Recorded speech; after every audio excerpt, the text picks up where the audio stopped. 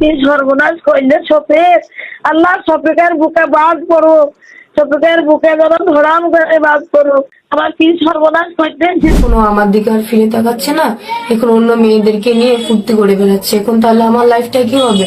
5 বছর ধরে funny video করছি, আপনারা অনেকে আমার ভিডিও দেখে আনন্দ করেছেন, হেসেছেন, কিন্তু কেউ আপনারা একবার জানার চেষ্টা করেছেন যে আমি ভিডিওর বাইরে আনন্দে আছি বা ভালো আছি কিনা?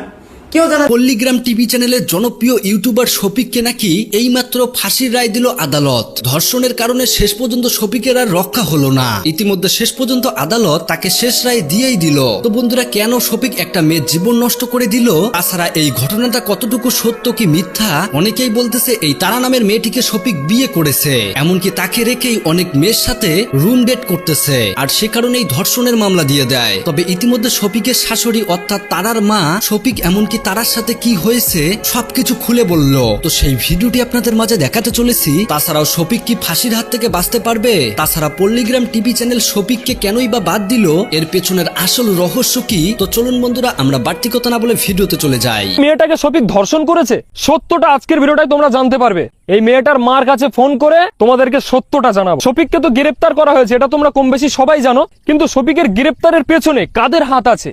শফিককে কি আসলে ফাঁসানো হয়েছে? শফিকের কতটা দোষ? শফিকের সঙ্গে যে মেয়েটার সম্পর্ক, মানে শফিকের বিরুদ্ধে যে মেয়েটা কথা বলছে, এই মেয়েটার সঙ্গে শফিকের আসল সম্পর্কটা কি? আর ওই মেয়েটা আসলেই কি শফিকের নামে মিথ্যাচার করেছে? মিথ্যা বদনাম দিয়ে কি ওকে অ্যারেস্ট করিয়েছে? শফিককে ফাঁসানো হয়েছে, এটা কেন আমি বলছি? তার কারণ হচ্ছে এটাই, আমি নিউজে দেখেছি এই যে মেয়েটার বাবা যিনি, তিনি কিন্তু নিউজে এসে একরকম কথা বলছে আর মেয়ে কিন্তু আর একরকম কথা বলছে। তো এখানে কিন্তু একটা সন্দেহ থেকে যায় যে আসলে কি শফিকের কি দোষ আছে? শফিকের নামে তো ধর্ষণের অভিযোগ, আসলেই কি ওই মেয়েটাকে শফিক ধর্ষণ করেছে? সত্যটা আজকের ভিডিওটাই তোমরা জানতে পারবে। এই মেয়েটার মার কাছে ফোন করে তোমাদেরকে সত্যটা জানাবো। আর আমি তো শফিকের সঙ্গে দেখা করতে গিয়েছিলাম, এই ভিডিওটা তোমরা কম বেশি সবাই দেখেছো।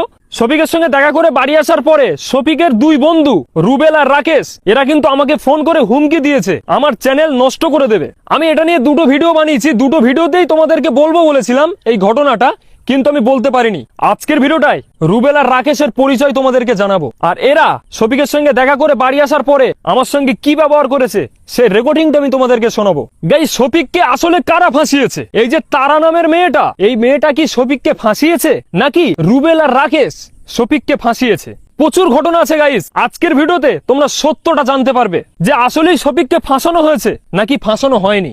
তো তোমাদেরকে বলবো আজকের ভিডিওটা তোমরা স্কিপ না করে দেখো, আশা করছি তোমরা সবকিছুই বুঝতে পারবে। গাইজ, আমি যে বললাম যে মেয়ের বাবা একরকম বলছে আর মেয়ে আর